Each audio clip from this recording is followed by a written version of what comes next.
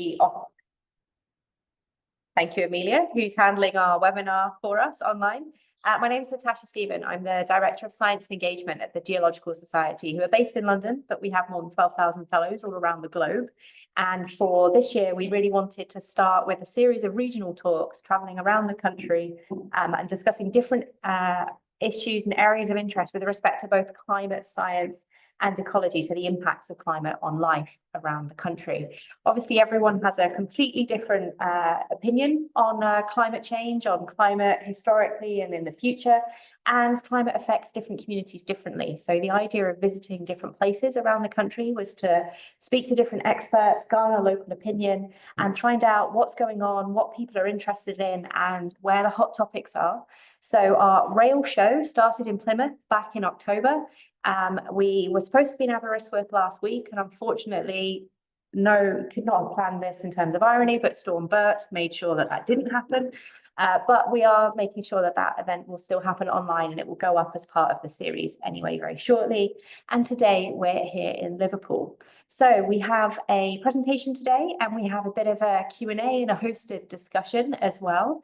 So our local hosts have set up a Mentimeter, which is an interactive Q&A platform that you can interact with from a smartphone or your laptops. If you just go to menti.com, a code will very shortly be appearing on the screen, and there's a couple of questions for you to answer before the talk, and we're going to ask you the same questions at the end of the talk as well to see if your opinions have changed. So do please engage with that if you can, and there is the code.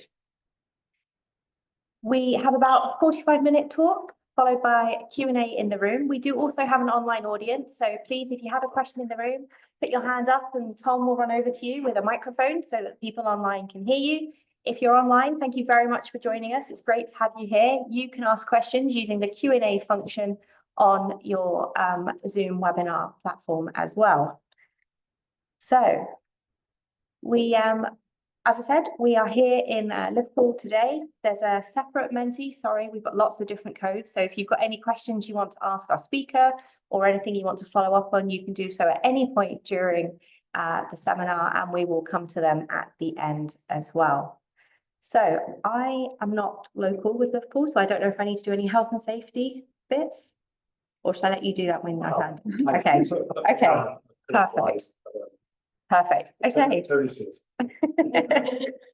Okay, I'm just used to normally doing it for birds in house. So anyway, without any further ado, it's my pleasure then to hand over to our local host for the evening. So Dr. Rob Duller is an academic here in the department at the University of Liverpool, and he's going to be giving us a talk on how sedimentary layers record information of past climate change. So Rob, over to you.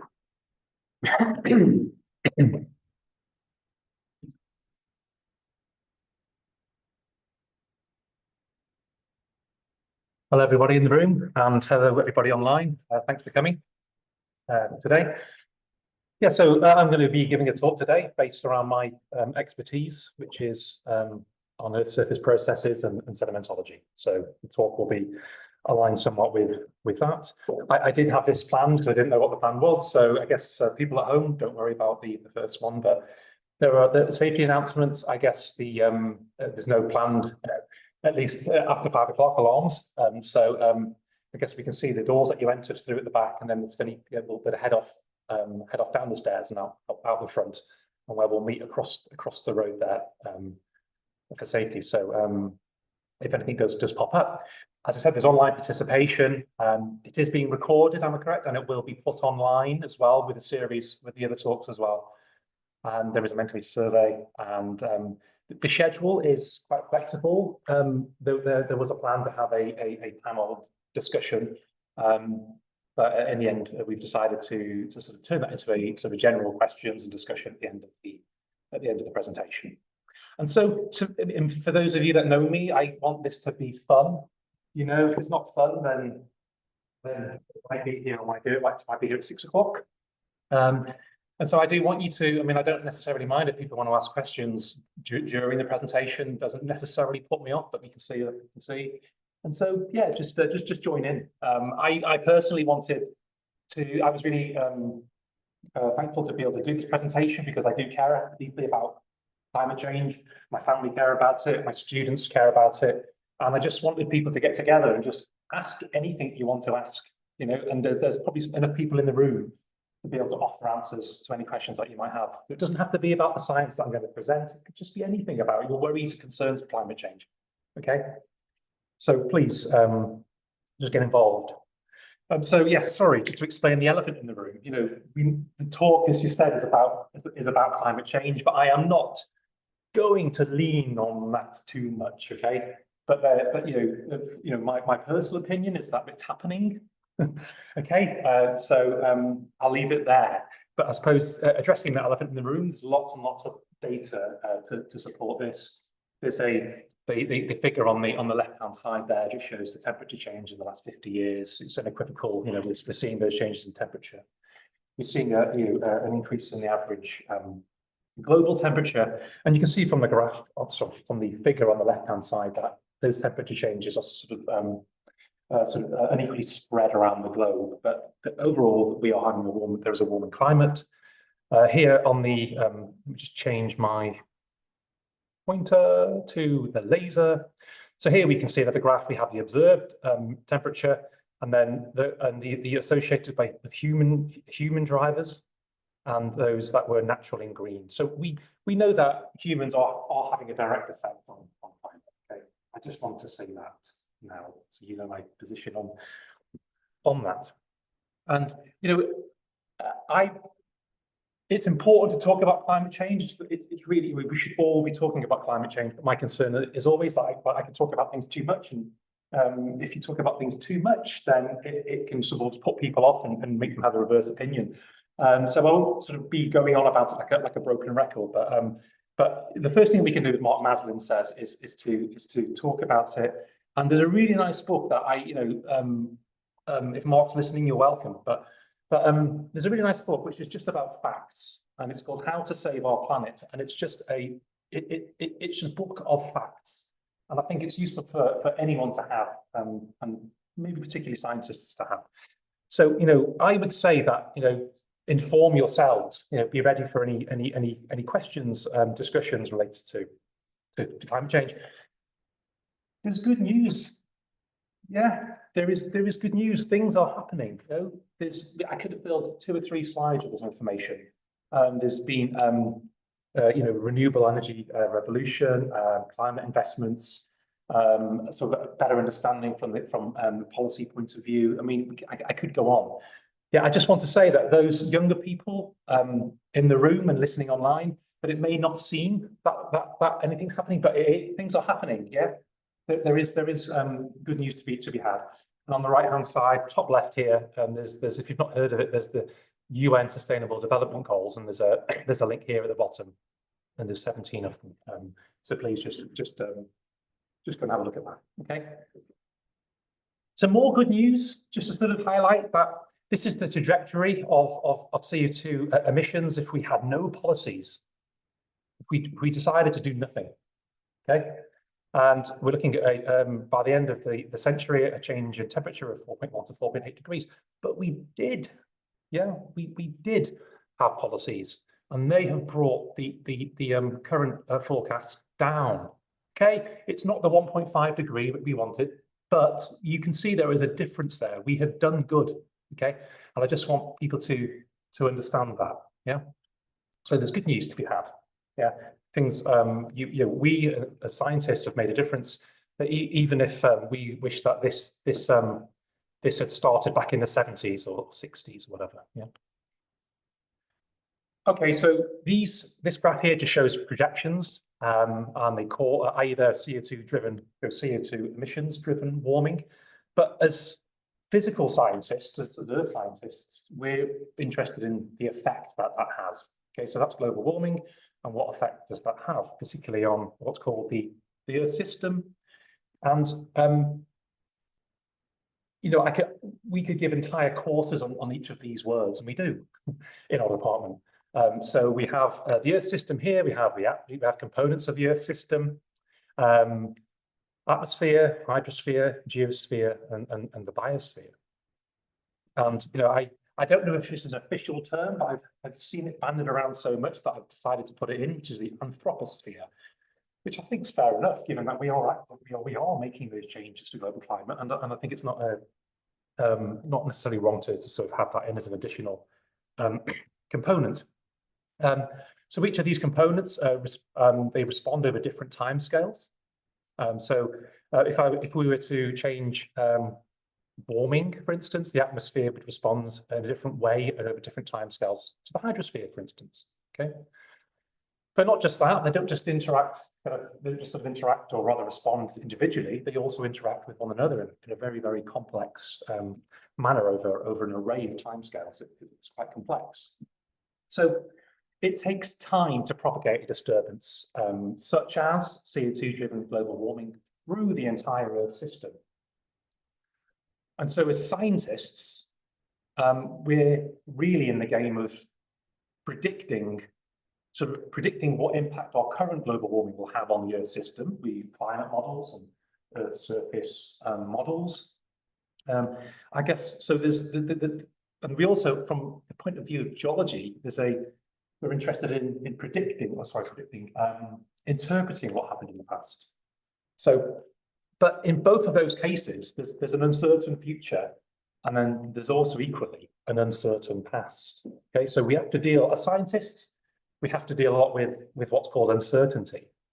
And I was trying to explain uncertainty to my kids, and it's pretty tricky. So I decided to go with this, which is, everybody try this thought experiment.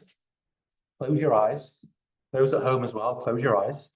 Okay, so think of what you'll be doing in 1 minute. Think of what you'll be doing in 1 hour. Okay, you can see that, can't you? Probably in the pub. Actually, maybe still here, depending on what we're going for. What about 1 month? Can you imagine that? 1 year now, 10 years. I'll stop there. Okay, but you can see that there's as you progress through time, there's an uncertain future. Yeah, it's difficult to predict what you'll be doing in 10 years' time.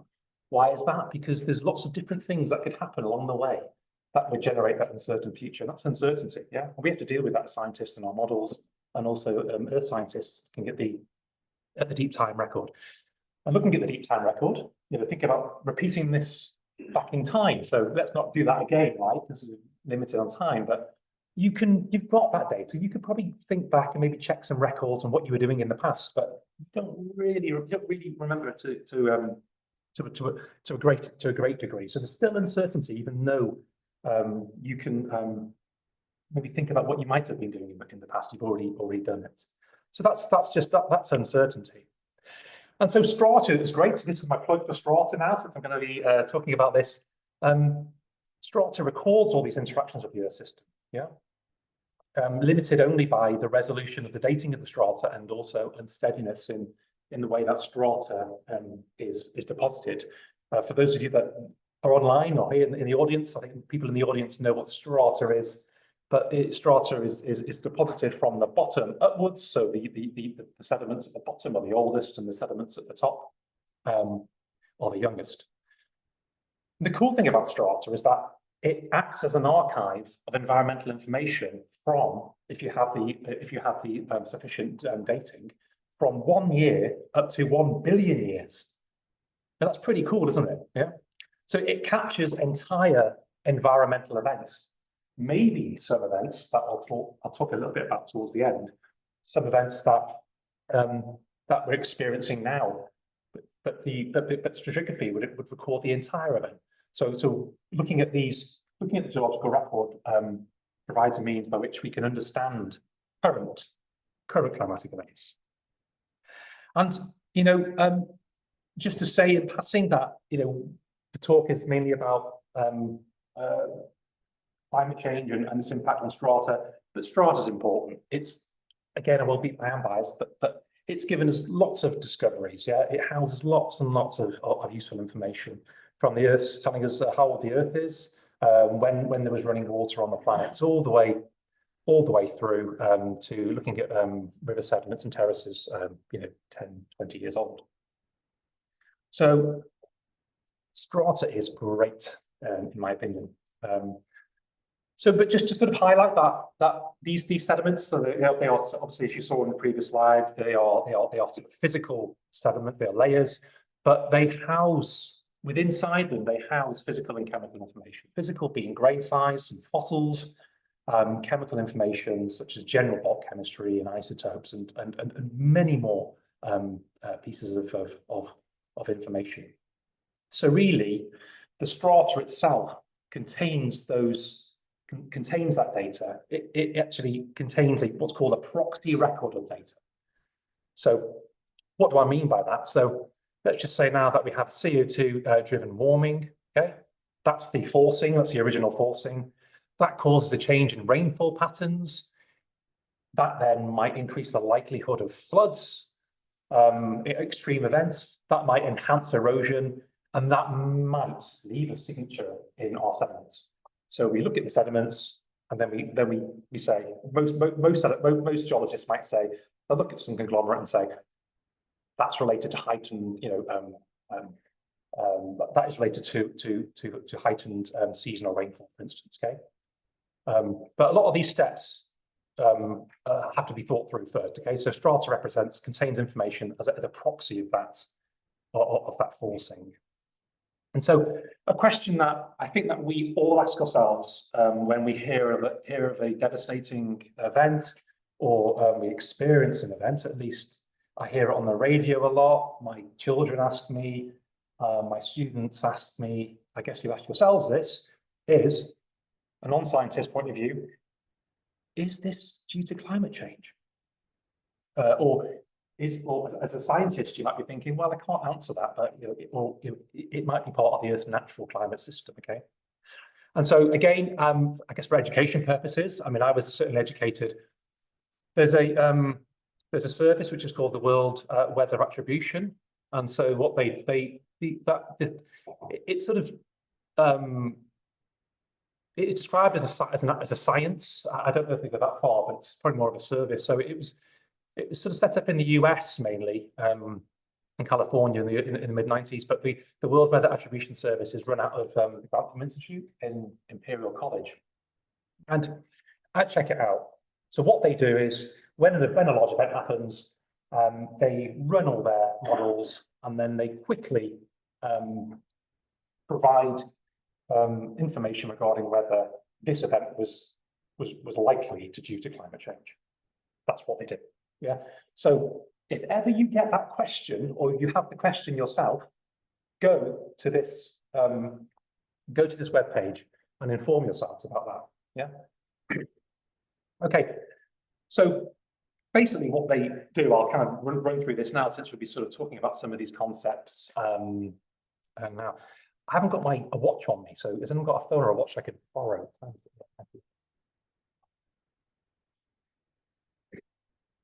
Right.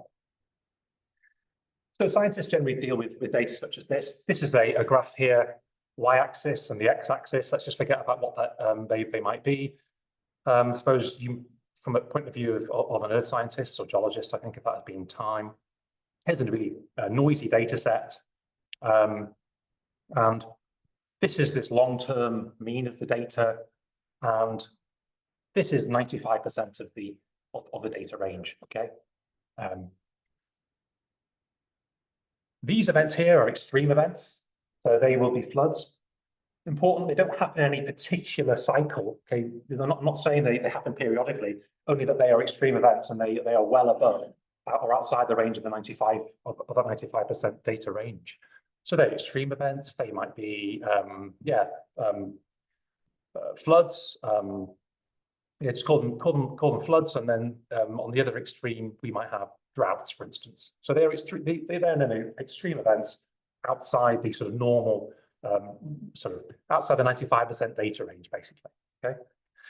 So this is just an example of a mean that was basically stationary over time, and each of these dots might represent an individual flood event. So okay then, so let's just take a series of data where we had an increase in the long-term mean. Yeah, so there was a steady, you can see where I'm going with this, can't you? But a steady increase in the long-term mean. We still have our extreme events, so I won't label them all. We have our mean, that we have a 95% data range. But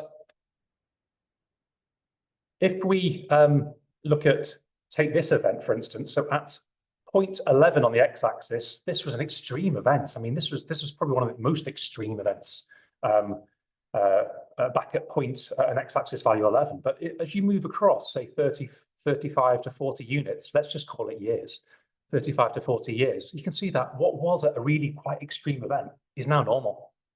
Yeah. So this event now, which was extreme, is now part and parcel of the normal activity of a system. Okay. And so, and these now, those red dots represent extreme plus events. Okay. So we're kind of experiencing. Let's just imagine this was flood discharge related to global warming, for instance. We can see that we're having a more extreme events associated with that progressive, long-term positive change in that mean value. Okay, and this is at the heart of detecting these signals. With regards to attributing signals. With the World Weather Attribution Service. Sorry, I've got so many animations in here.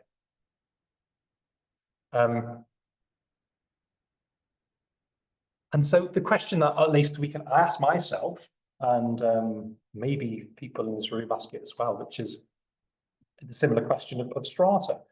So when I look at strata, and I measure, in this case, the grain size through a single lobe of an alluvial fan, this here is a person up there, the scale, so the diameter of my little laser pointer there is a person.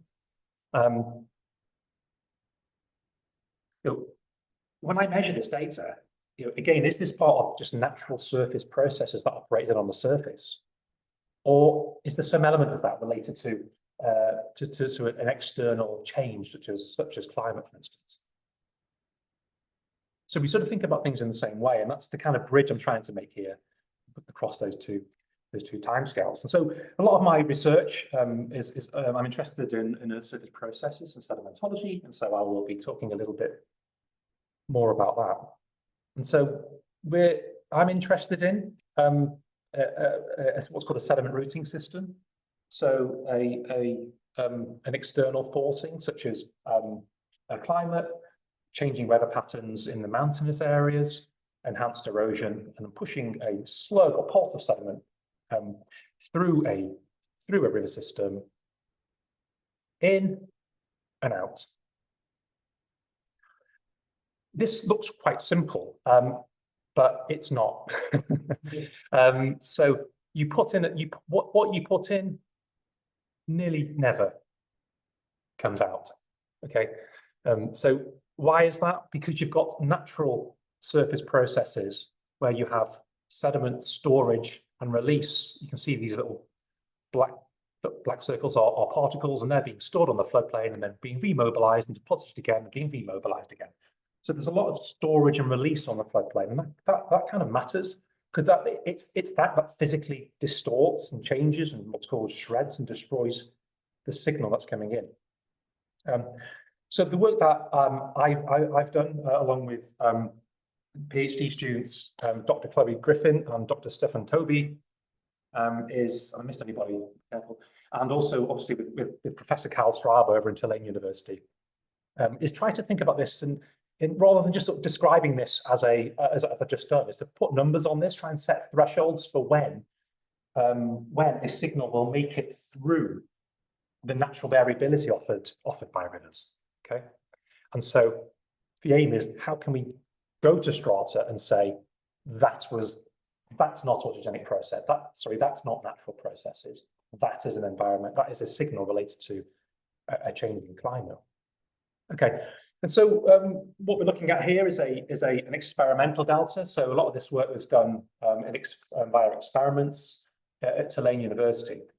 And so what you're seeing here is an experimental delta where we're putting sediment in. This experiment's actually a constant supply. So you've just got a constant, steady supply of sediment. But you can see that the what's called the autogenics, the natural variability on the surface of the delta, are anything but steady. Okay, so you can probably visualize that unsteadiness in the system, even though we're having a steady sediment supply, is going to affect, one, the topography of the surface, and it's also going to affect the strata. And it does affect the strata. Okay. Okay. Another thing which people that kind of difficult to relate to, but we do work on rice piles as well. And we can see that there's rice going in at the top here, and then it's tumbling down, and you've got lots of little falls in rice. But every so often you can see there's large collapses that come out. So again, we put in a steady amount of rice at a constant supply. But again, the output, as you will see in a bit, is not steady. It's quite variable. And that, again, is this autogenic natural variability offered by the system. So as I was saying, this is that rice pile again. And we've got a constant input. And if we were to measure the time series of the output of this, we did measure that. We had a very, very sensitive scale at the bottom. And we can see that we put in a steady input, but what comes out is quite variable. Yeah. And the rice pile is great. It's a very, very simple system. You have lots of storage, as in rice that doesn't move and then is released and moves. Okay, so that acts. That is the same sort of autogenic or natural process variability that you saw in the previous slide in the delta. So, you know, the aim with both of those experiments was to go, well, okay, then we know that the autogenics affect strata, but how can we generate thresholds to really understand the size of signal, size of external signal that we need to perturb the system by to see it as a real signal? And to do that, we needed to run experiments. So we had control, we had knowledge of the autogenics, yeah, and of the input signal. This is the only power spectra I'm going to show you. But I thought that, given that it's up here, and there's probably a lot of people online and in the room that might not have seen this power spectra before, I suppose it's worth just sort of saying that I suppose I use the example of in music. I suppose you can imagine that you have some notes that are low and slow, and there's other notes that are high and fast.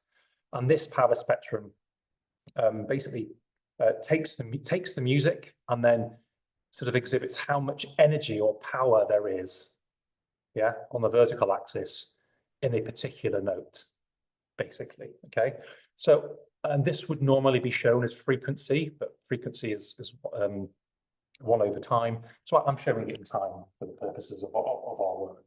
But let's just sort of focus on the power spectra now. So what we see is we generated this power spectrum doing multiple realizations of the rice pile experiment. Poor Chloe.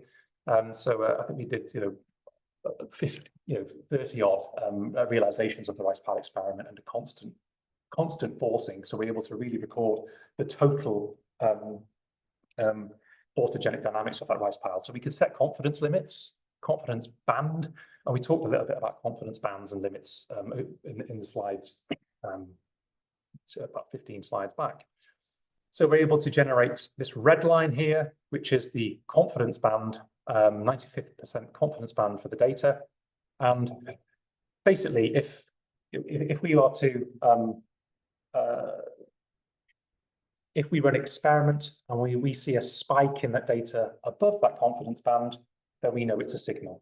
Okay, that's what it means. Okay, and so we run experiments with different periods and different amplitudes of forcing just to test the theory we've generated with regards to the threshold.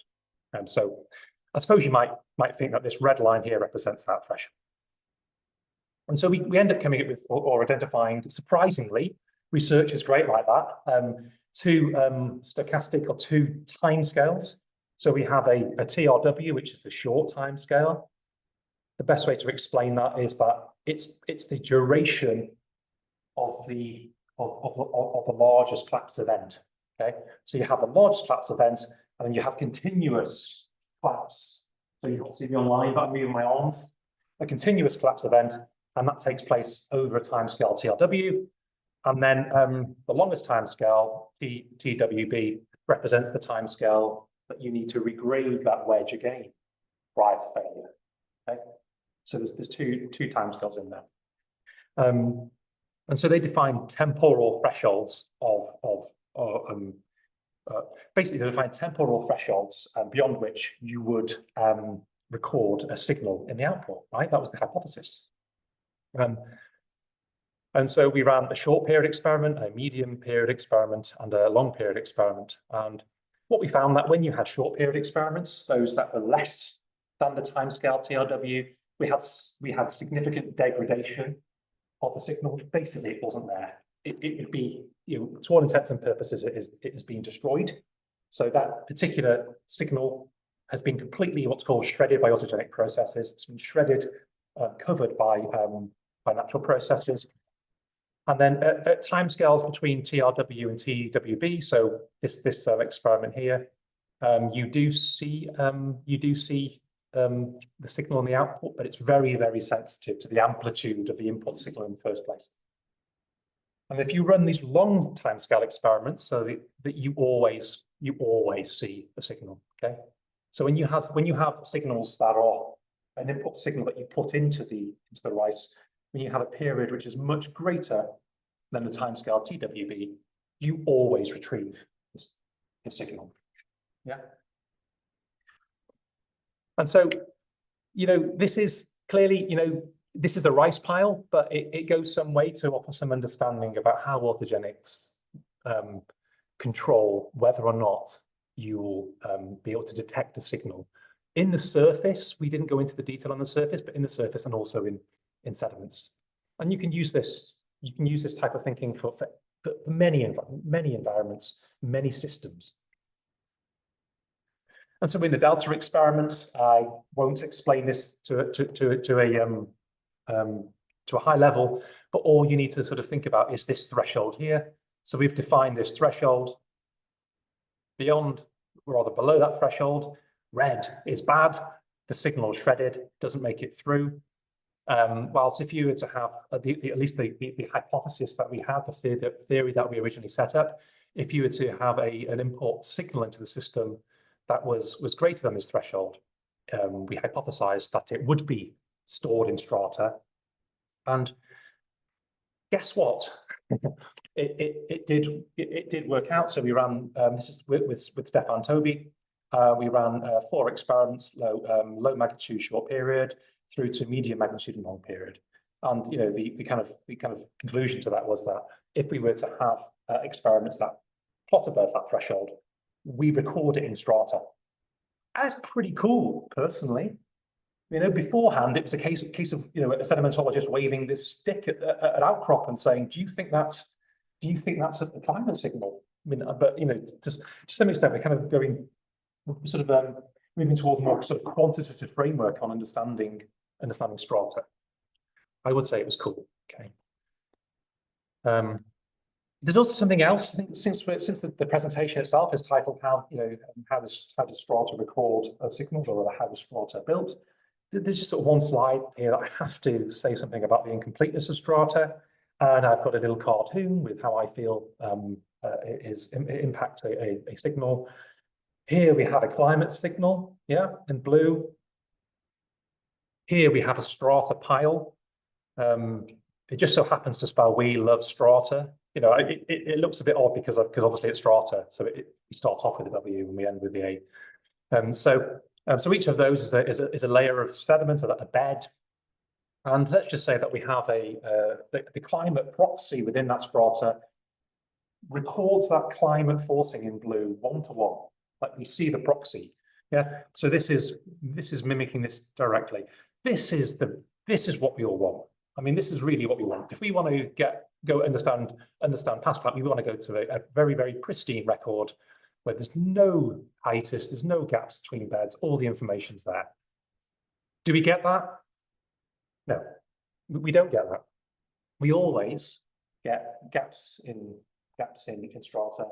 That might be due to erosion, or it might just be due to stasis, i.e. nothing was happening. So we get this gap, but we still preserve the proxy at that bed, right? So then as sedimentologists, what we're seeing is something like this. Yeah. So the high frequency component of the signal, which we see here, really appears, if we were to have more strata, appears as a much lower frequency signal. The signal is totally distorted, and it's known as aliasing. So it's a really important consideration to really understand your strata and sample it at an appropriate resolution. And to my surprise, I won't mention the names, but when I went into the field to do some work with some chemists who aren't sedimentologists, it was just sample what you've got and don't think, and no consideration of erosion and incompleteness of strata, which really surprised me, to be honest. There you go.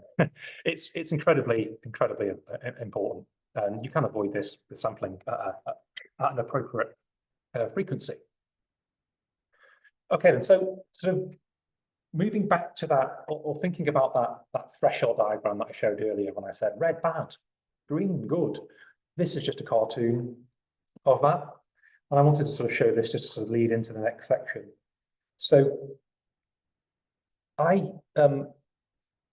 we've written a paper where we've attempted to apply some of that theory to field successions. We applied that successfully to some successions in Spain.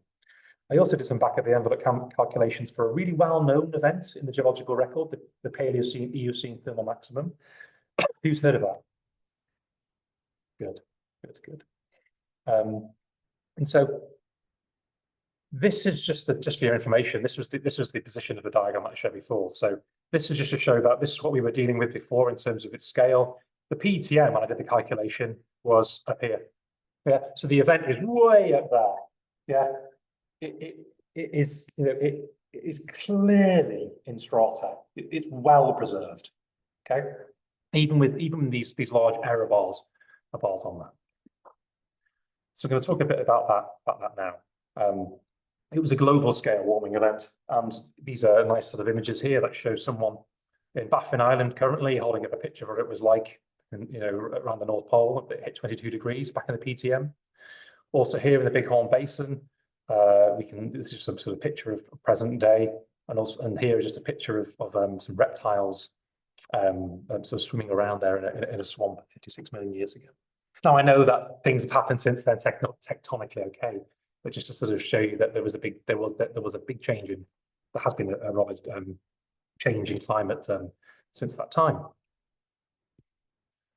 So the Paleocene-Eocene thermal maximum, if you haven't heard of it, it represents the release of a large amount of light carbon, so carbon-13 depleted into the atmosphere. So how much? There was 2,000 to 6,000 petagrams.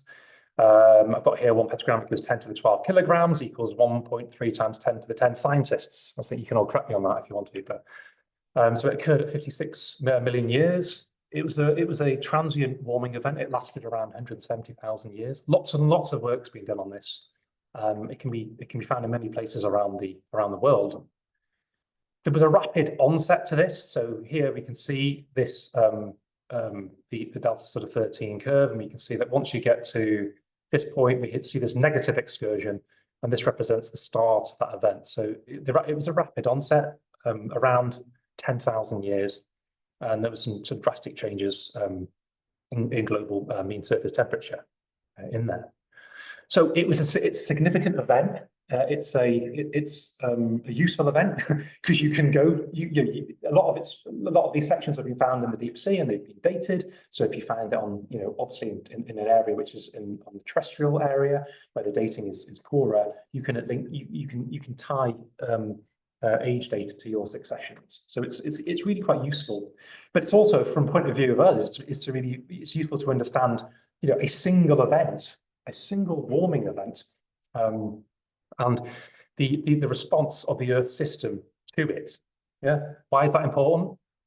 Because we are starting one now. It's sort of useful from that point of view.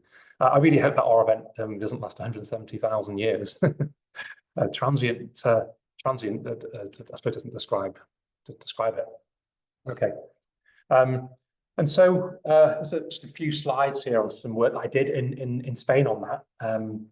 We looked at some terrestrial some terrestrial sections. I'll be showing you one, and we also worked on a deep water section over in Zumaya. So the cool thing about this work that was out in 2019 was that for the first time, really, we have the whole system. We can normally people would just look at the response of, say, the terrestrial part or the marine, but we have the whole thing, which as you'll see is pretty useful for the conclusions that I made. So what was the response? What was the sedimentary response to this?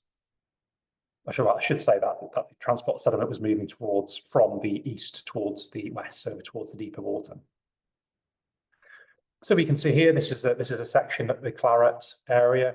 We have some delta carbon 13, and I said that when this becomes negative, that was the onset of the event. And so what I was interested in here was the relationship between the sort of initial onset of the conglomerate.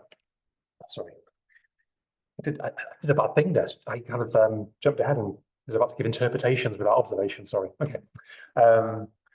So we can see that there's an excursion there in the delta 13, and then we do see associated with that over a large area in northern Spain, a distinct conglomeratic body known as the Claret conglomerate. And we also see similar sandstone bodies elsewhere, for instance, in the United States. So that's the observation there. And the sort of difference in there in time, I've calculated to be 16.5 to 7.5 kiloyears. So I call that a time lag. So you've had the sort of the change in climate, and what's the stratigraphic response to that. And the cool thing about that was that if I just presented that information, I think that I probably would have been shredded in the review. But because I had another section in the deep water area with a different age model, completely independent model, here we see a section from Zumaya, and here we're measuring the mass accumulation rate, so the rate at which detrital sediment, detrital grains were being accumulated. And also we find that we have that excursion again happening here, so it's a move to the left. So this black line represents, this horizontal black line represents the onset, and then the actual jump in the accumulation of detrital material happened some time, or some distance rather, if you're thinking about this from a stratigraphic point of view later. And independently, the time lag we found there was 16.5 plus or minus 1.5 kiloyears, which is really interesting. Well, honestly, it was independent. Seriously. So those values are the same, which is really quite interesting. And so, oops, jumped ahead there. So apart from, so we've got this event, yeah, and you saw my next sort of animation sort of jump up there. I'll leave it there. But I mean, we've had a big change in CO2 into the atmosphere, right? We've already discussed the fact that CO2 currently changes the climate, potentially changes rainfall patterns. That in itself would change the amount of erosion, change the amount of transport, and that would deliver us a core sediment and lots of detrital sediment to the basin. And so I've kind of given you my interpretation there. So that gravel body is directly related to the change in climate. So we've had the change in the ocean, in the atmosphere, cause warming, change the climate system, and then it's eroded and it's delivered this sediment. But that took place over a time period of 16,000 years or so. That's what I concluded. So it's just to sort of wrap that part up, it was really, I mean, lots of people have done lots of work on PTM, and it's still useful. It still offers lots of insights to be able to understand the response of our landscapes to a massive perturbation to our climate system, right? I mean, it's happening. I'm not suggesting run, there's going to be a conglomerate body running over Liverpool. It depends where you are, right? There's no large mountainous areas here to supply all that sediment. There was at that time, at the height of the Pyrenean chain. So clearly it was already, there was already quite a mountainous area to sort of push that sediment down. And if you want to have a chat about why that, I think that there was a T lag there, then we can talk a bit later.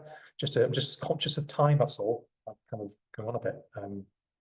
And so just sort of really sort of highlight that and sort of get back to the kind of present day. If I'm being really honest, when I did this work as a sedimentologist, we look at sediments and we want to interpret them. And in the earlier papers that I read on this, it was like, oh, well, there's an increase in seasonality of precipitation. And, you really don't know. You're looking at some rock and you were not there. You don't know. And at the time, I wasn't so confident as someone who wanted to have the entire answer. But you know what? I'm pretty damn sure it is now.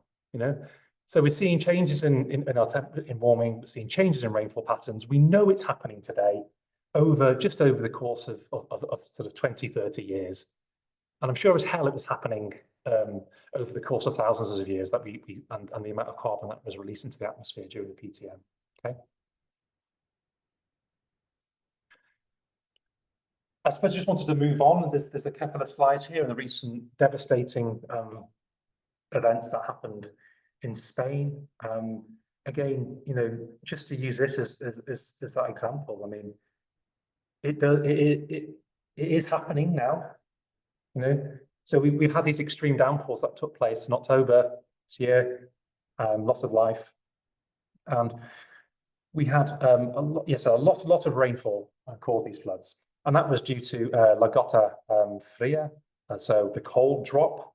And so you kind of have cooler air from the north moving down. It displaces the warm air. You have a warm air mass moving from the Mediterranean, rises up over the cold mass, and just stays there, and then just dumps a load of rain, on in this case the same area, generating these devastating events. So I just wanted to sort of highlight, that link in a sense between the sort of geologist's perspective through time and also what's happening right now, a month or two ago. And if any of you are wondering whether this was related to climate change, then go to this website. Heavy one-day rainfall events as intense as the one observed are about 12% more intense and about twice as likely in today's climate than it was in pre-industrial climate. They know that. They've got the data. So please just inform yourself, as I was saying.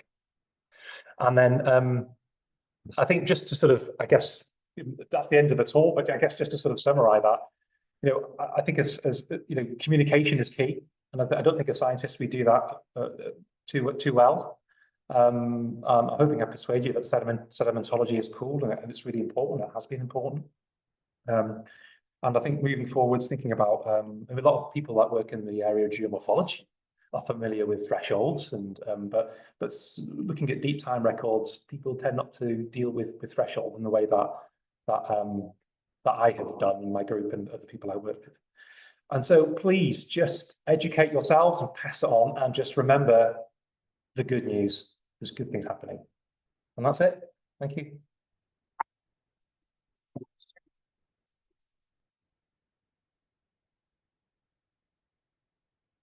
Thank you. Right, somebody's watch may want to return.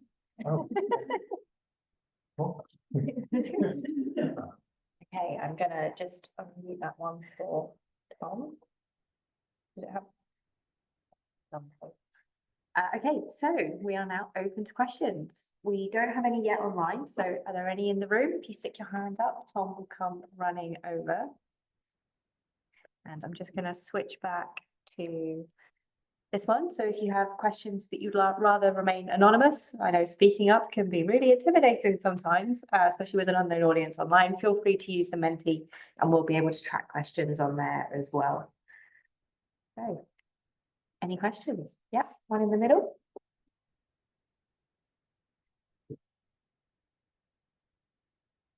Very interesting. How much are the timescales of shredding? So you showed us the graph and like how likely signals are to be preserved. Yeah. How much of that is dependent on the timescales that system deposits over? So is there, like, if the system has a high sediment influx and is depositing over short timescales, are you more likely to preserve shorter timescale events, or is it independent of system characteristics? if you're depositing, so that threshold diagram I showed you, yeah, if you had shorter timescale events, for instance, if you had a local area, for instance, and you had sort of higher frequency events, then you could deposit a layer of sediment, but locally, but you would never, from a point of view of a long-term perspective, I mean, I'm thinking, and Janet's sort of there, but I'm thinking of the kind of geological perspective of strata. You never really know where that package of sediment was in the rock record. How it deposits, so I'm just trying to think about your question. It depends a lot on how it deposits, but depending on how it deposits is the autogenic part, in a sense, so that in itself does relate to the construction of that threshold. To answer your question there. So the thresholds are different for different systems. Oh yes, yes. Sorry, sorry, yeah. So there's not a lot of time to go into detail, but you would need to generate a threshold diagram for every system that you work on. Yeah, definitely. Yeah, yes, that is specifically designed for a delta system, a channelized system. So it's really dependent on the largest roughness scale, i.e. a channel. But you could equally do the same thing with bed forms or rain flow, or floods, or yeah. So you'd have to design a threshold diagram based on that, and that just deals with strata. There's an interesting other part of that of the diagram which I didn't talk about, which was some signals impart a surface change. They change the geomorphology, and we can see it, but they don't. That never makes it through to the strat. So there's if you can, I'll show it. Sorry. Yeah. Oh. Yes, thanks. Maybe I should get out of this.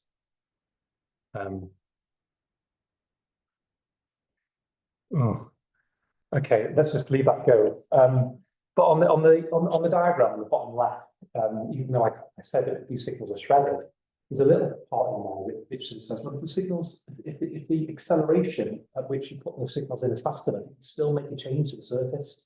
It can still change the surface topography, but beyond that, it gets shredded at the surface as well. So there's a nice little phase diagram going on in there that needs a little bit more work on. Yeah, sorry.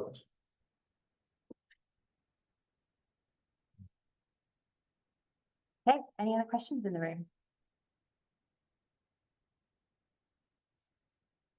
Yeah, one down.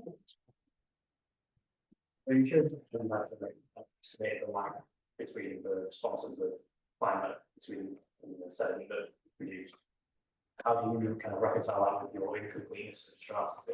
Is that in that calculation? Yeah, it's not in the calculation, but I rule out the fact that it was autogenic, because I think I'm going to answer your question right, but I know what you're getting at. So someone could say to me, well, what if the river system was sort of over here and then it came back? That would leave a lag, but I've done some sort of basic analysis on the timescales at which that would happen. Given the amount of sediment accumulated over the time it accumulated, there's no way that you could generate that amount of time with the period, with the frequency at which you would move the river channel around. So I can rule that out. I'm honest, this is strata. I didn't sort of see this thing happening, but I can rule that out over those timescales. But you're going to ask me how are you going to ask me anything else about it? Okay, right. We'll talk about that later.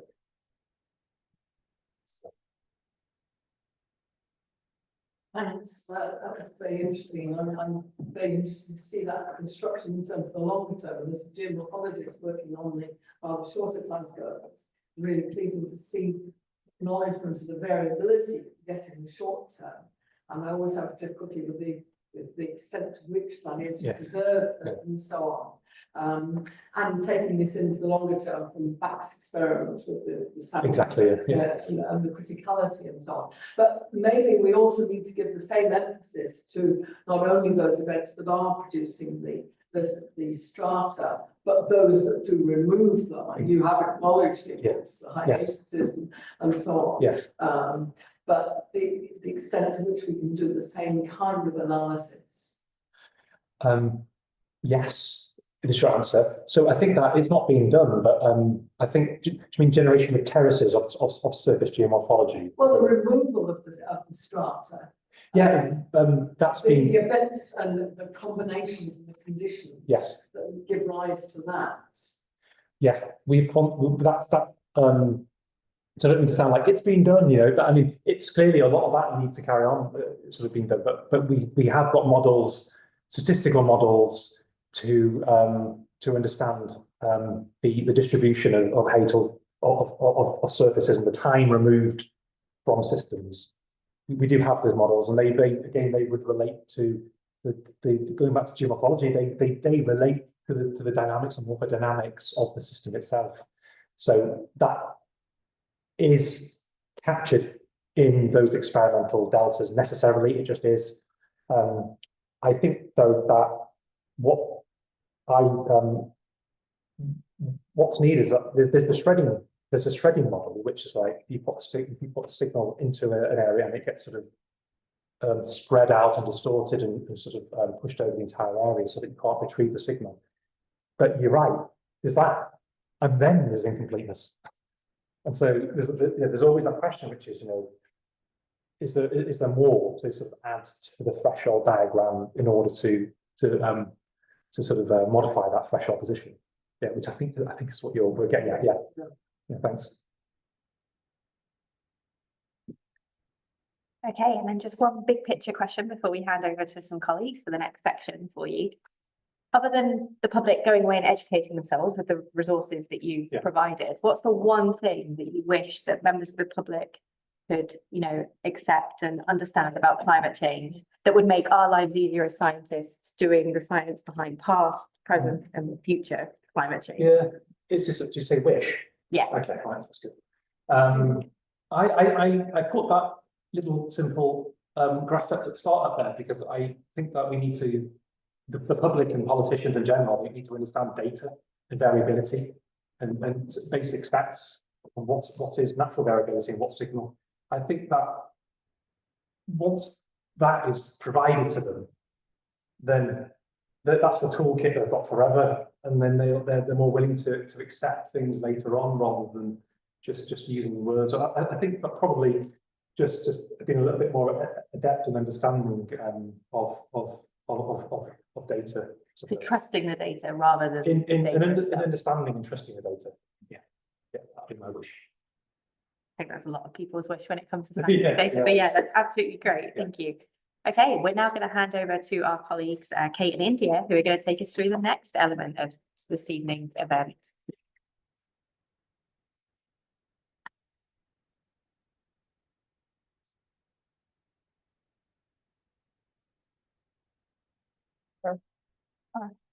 What you want to show? Okay, or just introduce the discussion. Yeah. Okay, so for the next part, this is the sort of discussion part of this event. So we've got a few questions, but how we want to do it is we want to open it to everyone else because we've got a diverse range of experiences and knowledge. So we want to see how everyone's thoughts are to the questions that we'll go through. And it's this link between sort of looking at climate and how we can use earth science to look at climate and sort of your views on that. So we've heard from Rob, so now we want to hear your perspectives. So this first question we want to go through is, how do you think climate has changed in your lifetime and how has it impacted you? Because it would be nice to get your personal experiences. Does anyone have any experiences of climate change or climate changing in their lifetime that they've seen, experienced, felt? I'm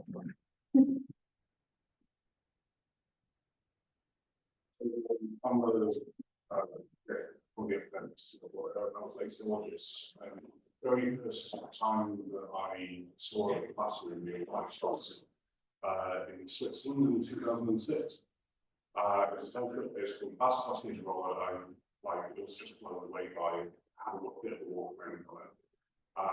And then I saw a photo of it 2-3 years ago, and it does not exist. So the very first class that I was assessed on, I can never like this happen to me ever again. So that was quite so the experience assistant architect so was yeah, I can't go back to the first class year.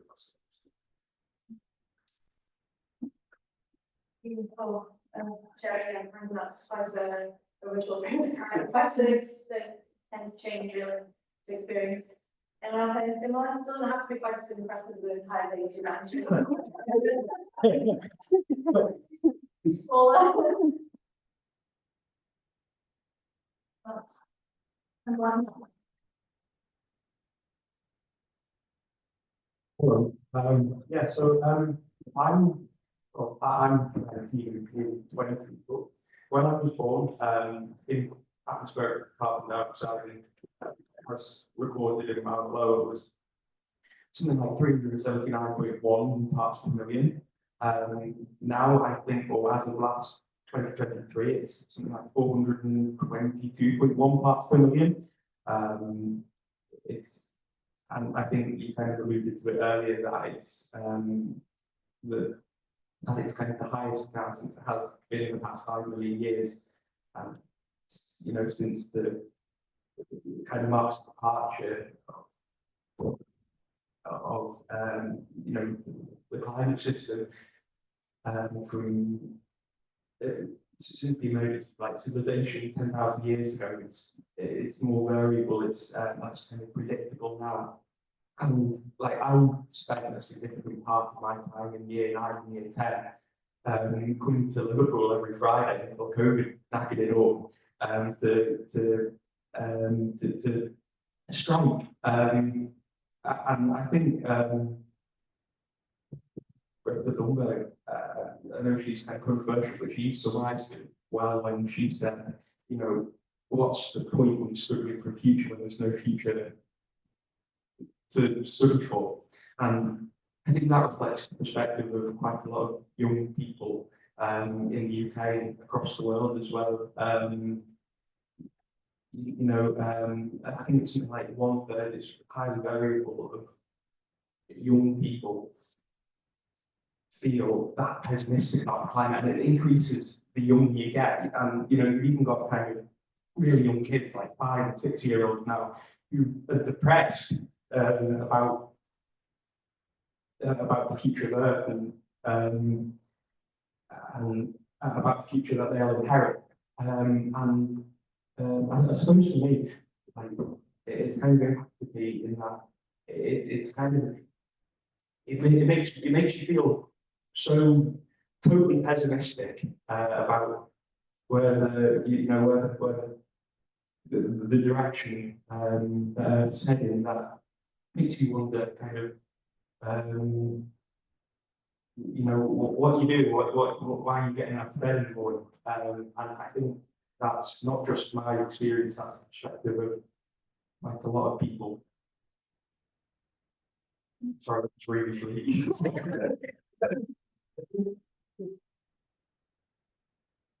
I think, yeah, you raised a very valid point of example for people that share very similar views in particular. Yeah, I think that's great for you to share it, so thank you very much. On a similarly personal level, I'm in my mid-30s, and conversations that friends and I had, you know, deciding to have children is a really tricky decision and a really personal one. But the conversation always comes back to, should we have children? Because what does that mean for the planet? What future are we going to leave to our children? And it's, I don't think that would have been talked about 20 years ago when you were deciding whether or not to have children. There would be lots of other factors, but I know some of my friends who are climate scientists have decided that because they are so uncertain, because they don't know what they're leaving to their children, they feel too scared to do that. And I think that is something that I've really realised in the last 10 years or so, is thinking about what future are we leaving for the generations that come after us, and what can we do to make it work. Yeah, thank you very much for sharing. I think that might lead reasonably nicely on to the next question, which is slightly more positive. It's about taking kind of those perspectives and this very kind of pessimistic view of where we are now.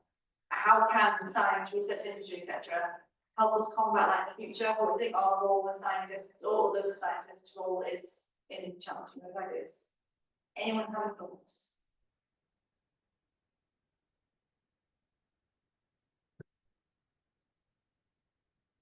It's frankly very in a position to ask that question. 10 years ago, we were still arguing about climate change. And you had to offer gold to the BBC and you'd have a denial. It would end at that. It would still be an open question. Is there or is there not climate change? At least we'd move on to the point of view there is climate change. That's a question of how we either adapt or combat it. So I think it's good to encourage it that question is there rather than does it exist.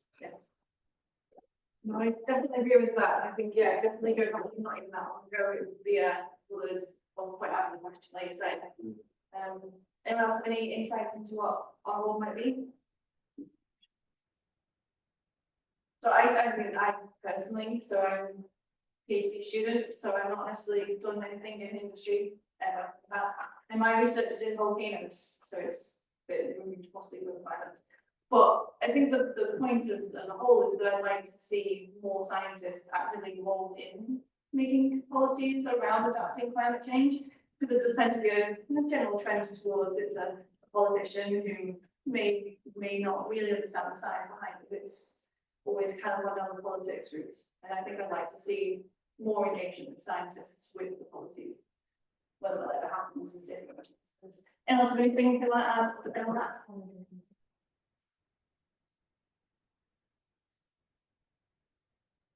Actually, sorry, now I have a point. Based off what you said, and it's interesting because you see a lot of people who are making policies but might not be at the forefront of the research, where you have a couple of people helping with the impact. With sort of that idea of getting more in policy making, from your perspective, because we've got diverse ages and experiences, how is it that you think science, research, or industry could help you better understand how we can make changes? Is it, what sort of ways do you think that it'd help you understand? Because I think we hear all this stuff about climate change, but then it's like, okay, but what do we do ourselves? I think that's a really good question.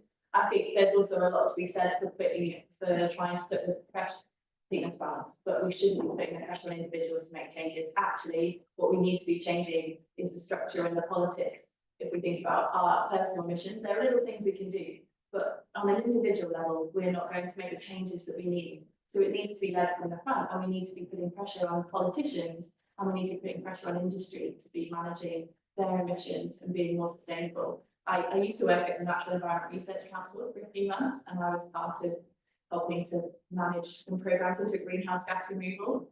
And I was really surprised that so many of the climate models, I can't remember the exact figure, I think it was like 85 to 90% of the climate models assumed that we'd be in net removal of carbon dioxide or greenhouse gases, but the technology to actually do that removal was not yet in place.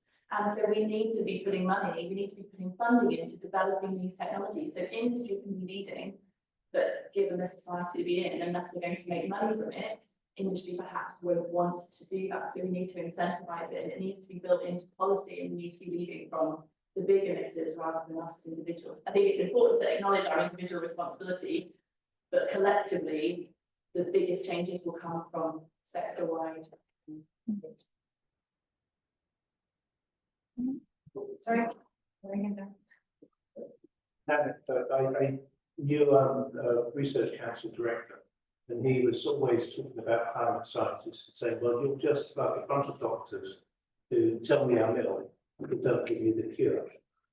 And he was saying, well, you're going to have to, climate scientists are going to have to revise the way they think about their research, such that they are aiming at identifying the cures rather than just documenting how the planet is.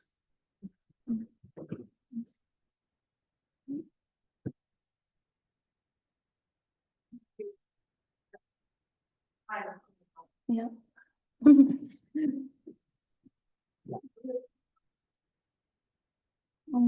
Yeah. That discussion was pretty good, guys. Ready? Yeah. Should I do the other ones? Oh. Oh. How do I? Yeah. Yeah. So I remember the question basically was, so if you were to take like what was talked about in terms of like taking time and looking specifically, and also our current opinions and pessimisms and looking forward to the future, like what would a world look like where everything's really positive, like how would it adapt? Like what would that look like in the future? In the ideal scenario where we can actually. That's great. Thank you. Might be easy. Yeah. I think it's not necessarily opinion, it's just a kind of point which I think was touched on well, which is a lot of us would know as a scientist, and also it was touched on by someone at the Plymouth talk, which was, you know, this change is going to happen. Even if we stop doing everything now, this change is still happening. It's going to take time. The question is how long is that going to take? So I think that we are adapting to current. I don't even know if we're adapting to current predictions. I think we're adapting to what's happening now and not adapting to what is going to happen, regardless of what we do. So yeah, that was just a point I wanted to make. It takes time for these things to respond. I think absolutely that is. I think it's like a looking quite maybe a long way into the future where we have managed to do that. And maybe we never do ever actually get there. And I guess that's a very pessimistic point of view, is that we just accept our fate a little bit. But yeah, I guess if you try to be optimistic and try to imagine the future nicely, what would it look like? Like say adaptation takes a long time.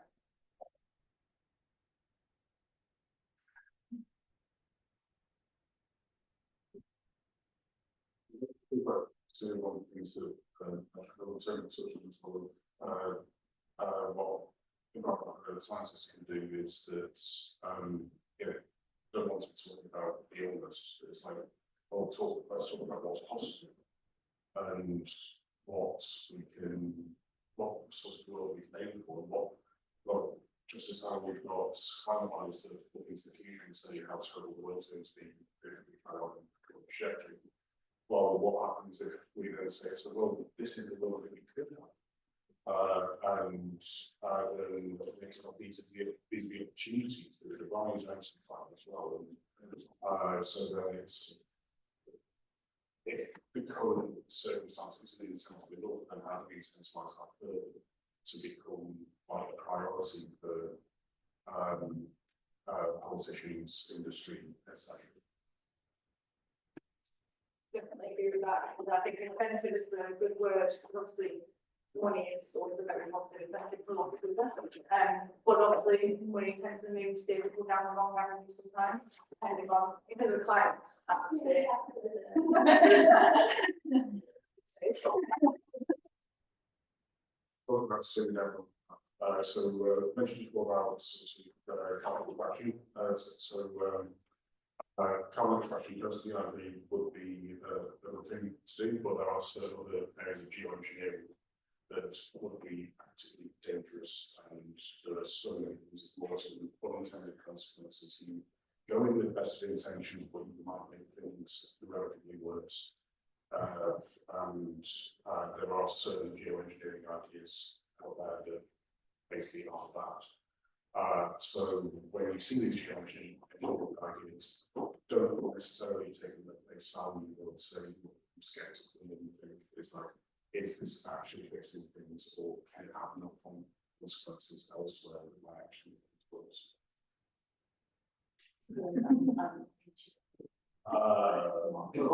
Actually, I'll say the person being one example. So building a curtain across the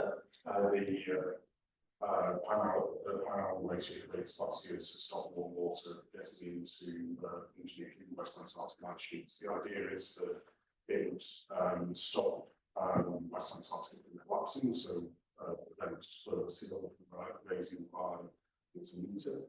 However, in doing that, there is the carbon cost of actually building a 200 kilometre long 300, 400 metre high carbon fibre wall, deploying it into the most accessible seas and planets, then maintaining it, and then obviously the pollution that would then actually then be generated by it. And then even if it is deployed, then where does all that water go?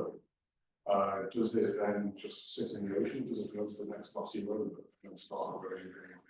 And then what's the impact of global ecosystem, global biodiversity, into these biodiversity hotspots in the South Atlantic, in the Southern Ocean? And it's then superficially things like, oh yeah, great idea to stop West Antarctic collapsing, but then you think about it more broadly, more physically, and then it's that maybe it's not stupid. And they're on the coast of the last days. If they're my head. Following on from that, I think as Rob indicated, there's lots of good news about the UK's it's improved use of renewable energy sources. Very impressive. I think that globally, I think there's a real challenge in that it may be that the best solutions are instant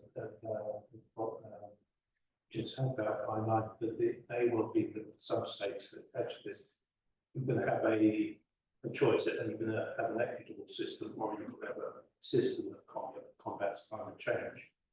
And that then is a genuine dilemma, which with the population in those countries, which would serve the best equitable solution or a solution that doesn't address climate change. So it's not it's not a direct path towards a rosy future.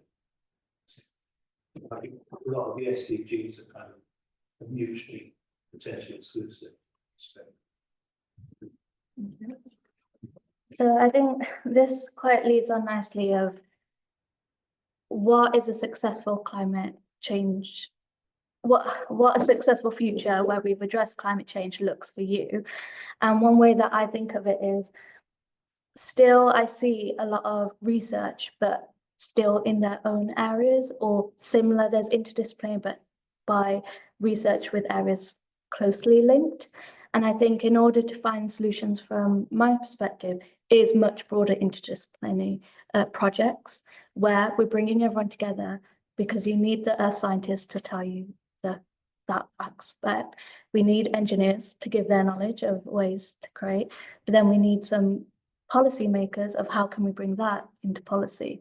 So for me, I feel a much bigger, broader sort of interdisciplinary projects would help towards a more successful approach to climate change. Feel free to agree, disagree, give your thoughts on that. I fully agree with you. I'm very interdisciplinary, multidisciplinary. I think there are connections there which need to be made, and I think something that's critical at the moment is just the survival of earth scientists and environmental scientists. We can't just solve this with technology. Okay, it needs to be done thinking about how we can implement these changes that we need to make, how we can bring society along. That requires human geographers, it requires physical geographers, earth scientists, geophysicists, and what I'm worried about is that earth scientists, environmental scientists are just getting smaller and smaller, and that we need more people coming in and studying these subjects to learn about the planet, to learn about the uncertainties, embracing the uncertainties, so that when we do put policies forward, that it's a more informed way and a responsible way, sustainable way, and it's not just a quick fix, which we think, oh, but we can just technologize our way out of this or go and terraform Mars instead. So that's what I really wish that we can, and I love these sort of analogies that Rob was mentioning about taking yourself back in time. Because I wasn't there, I didn't see it, but actually with geology, you are able to sort of travel through time a bit by thinking and getting the evidence there and seeing those processes, linking it to the current ones that are happening. And we need more environmental scientists, we need more earth scientists. So I think we all have to be ambassadors for our discipline, making ourselves relevant, making ourselves heard, and keeping part of the, demanding to be part of that solution for the future.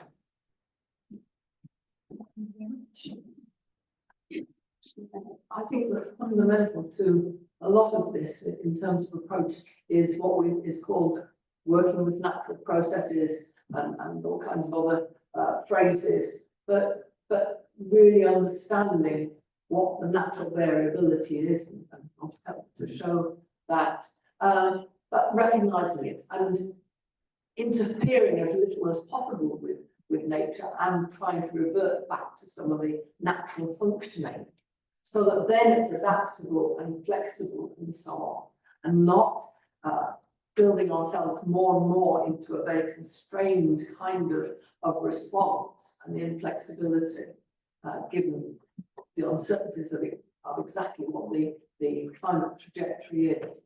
And of course, if you're going to take that strategy of working with nature, then you've got to have a fundamental understanding of that as possible, and therefore earth science is key to that. But then it's also then taking society along with you, and therefore you've got to understand how people respond, how we communicate it.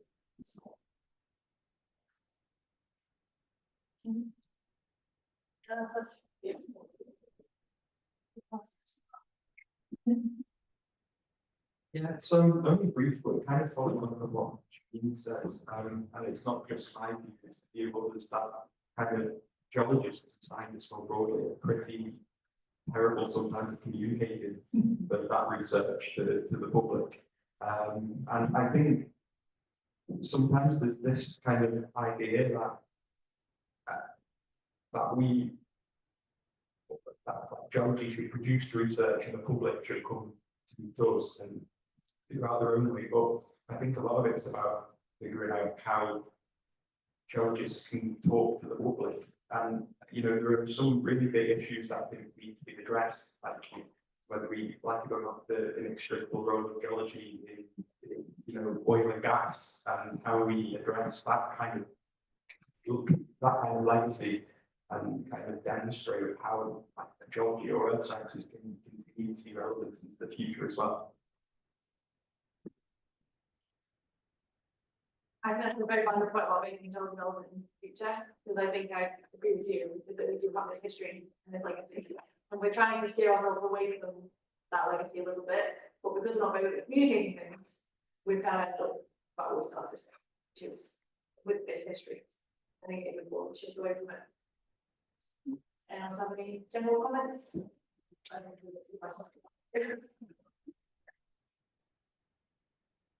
think that the traditional earth science can also give us some new insights into the climate process and how it can explain the kind of climate change.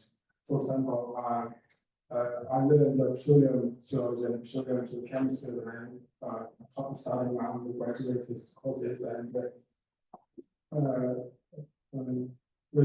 people usually use the total organic carbon content as a important proxy to explain the carbon concentration in the past of the planet, but actually in the deeply buried rocks, the organic carbon have been degraded and released and formed oil and gas. So presently measured organic carbon content might be significantly lower than its original values. So I try to use the traditional petroleum geochemistry to understand and reconstruct the organic carbon content when the rocks formed. So I think even though petroleum science maybe there are not many people to study geology, but I think this also very good subject. This knowledge, traditional knowledge, can also help us to improve our understanding to the climate process. Yeah. Okay. Okay. So to sort of end on that note, I'd like you guys to go back to Menti and use this code so we can sort of see how this discussion session, Rob's talk, has sort of made any impact on your views or what others might have said. So if you could just go through that, fill that in, and then I'm going to hand back to Matt.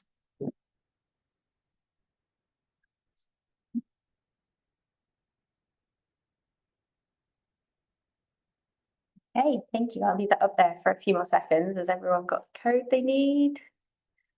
We have still got some people online as well, so do please also fill this in. It'd be great to have your perspectives for the Liverpool team.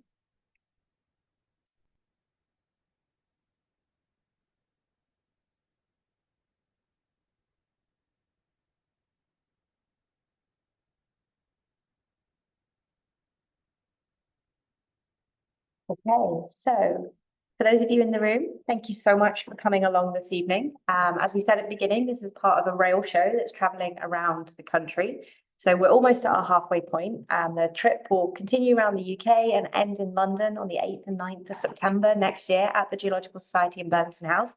We'd love to invite you all to come along to that one, either hybrid, you can do it remotely, or you can come and join us. It will be an in-person 2-day meeting, sort of bring together some of the ideas that we've discussed today, and also similar ideas that we've discussed at all the other locations, and of course, some very different ones as well. But before we get there, we want to thank you for coming today. There is a follow-up questionnaire that you'll be receiving via email from our team. And just to promote our next event, which will be in January, we'll be up in Glasgow with Dr. John McDonald, and he will be talking about anthropogenic geomaterials. What are they? How do they impact climate and ecology? And it's going to be a really good meeting with a panel discussion. There's going to be other people involved as well. So it'd be fantastic to see some of you there. The QR code takes you directly to the booking link, but you can also find it on our website. So I'll leave that up. Just say a round of thank you. So a huge thank you to all of you in our audience, both online and in the room. Thank you to Amelia, who is the head of events at the Geological Society, who's been handling all of the webinar for us back down south. For Tom for organising from the Geological Society, to both India and Kate, who are PhD students here at Liverpool, for facilitating a hosted discussion, and of course to Rob for your fantastic talk this evening. So thank you very much, and we hope to see you all again soon.